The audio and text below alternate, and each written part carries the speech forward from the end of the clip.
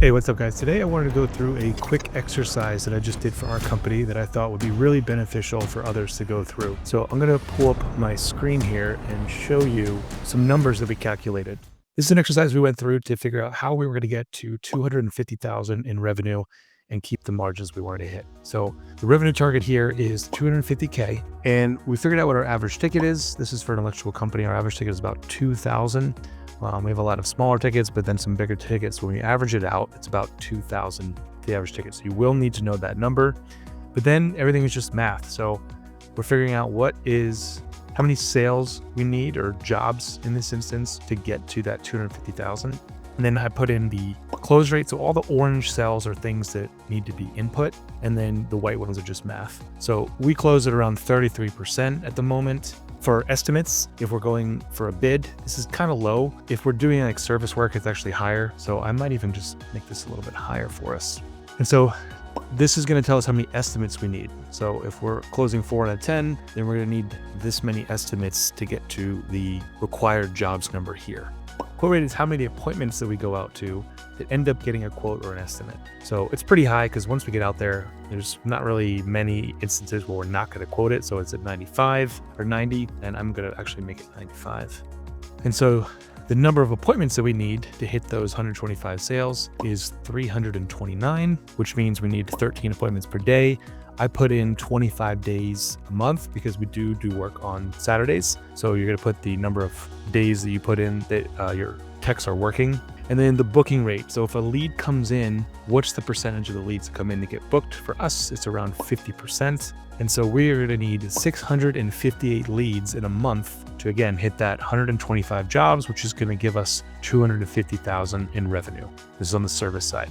So we broke that down into leads per day is 26. And then we know that our average cost per lead is 40. That's a rough number. It fluctuates between 30 and 50, but 40 is a pretty good average historically. And so we know that we're going to need to spend $26,000 a month in advertising at a $40 lead cost, again, to get that $250,000 in revenue, which is around 10%, which means that's about where we want to be as far as marketing spend. If we can get that lower, that means our marketing is more efficient. That's awesome.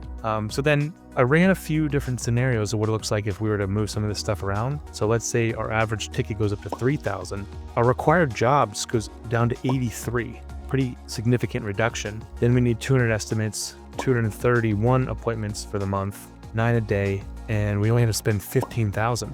So if we can get our average ticket up by $1,000, it cuts our spending almost in half, which is huge. And so what's really cool is just you can make something that seems very unclear, like what's the path to get there? And it's very unclear until you break down the numbers step by step in your business, and you realize it's very straightforward actually. Like to get to 250,000, it's a very straightforward approach. There's not much mystery to it. It's just how do we get these things done becomes the issue. And it also gives you a diagnosing method, because if you see one of these orange numbers that's way off, well, now you know what you got to work on, and it makes it much more approachable for you to hit those targets. You always know what the bottleneck is because you have your numbers laid out here. This is something that I am happy to share with anyone who wants it. Send me a message and I'll send you a copy of it. You can fill it out for yourself. Again, orange is the things you need to fill out, and then the white ones are math. But this will give you a much better sense of what you need to do to get your business to whatever revenue target that is. If that's 100,000, if it's 50,000, or if it's $1 million, the math is the same. You need to know your average ticket, which is going to tell you how many jobs you need, which would then tell you how many estimates you need based off your quote rate, your booking rate, and then your average cost per lead will tell you how much you're going to need to spend. And ROAS and marketing percentage are two different ways to measure the return you get on your marketing. And so that's all I had for today. I hope that you find this as useful as I have. And again, if you want it, reach out to me and I'll make sure to get you a copy.